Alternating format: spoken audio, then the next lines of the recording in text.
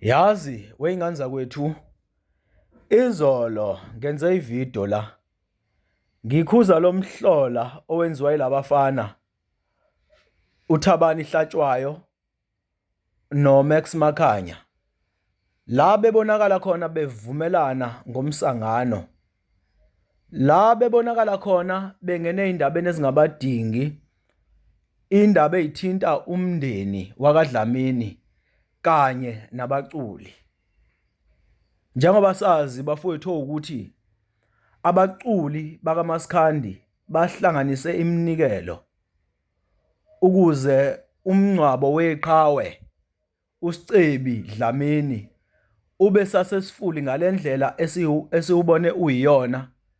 Njengoba siwubonile umngcwabo kaSicebi ubusezingeni eliphezulu ngendlela eyisimanga, ngenxa yalamaqhawe abaculi bakaMaskandi abakwazi ukuhlangana bahlanganisa umnikelo, bawuthatha lo mnikelo bayofaka lapha kumathole kababa uNala.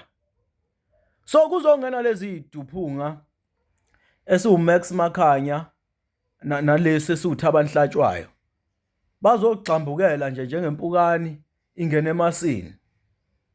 Abayazi into ekuvunyelwane ngayo laphayana umndeni wakaDlamini nabaculi, njengoba bezothi le imali yesoso ebekumele iye laphaya emndenini wakaDlamini. My question is, bona bahlanganaphi?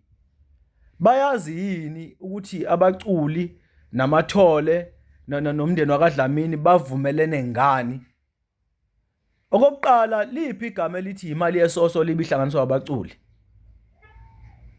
Ngoba abaculi abashongo ukuthi la bahlanganisa imali yesoso. Abaculi bakuveza ngokusobala ukuthi imali abayihlanganisayo izonikezwa amathole. Nangempela ke bafowethu siwubonile umngcwabo kaSicebi Dlamini ube sasesifuli ngendlela eyisimanga, ubumkhulu ngendlela eyisimanga.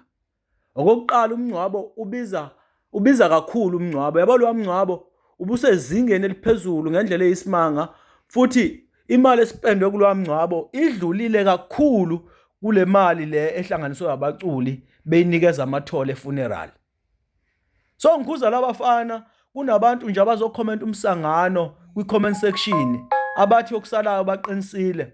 Basho nabo labantu besangana kwabona besupport umsangano.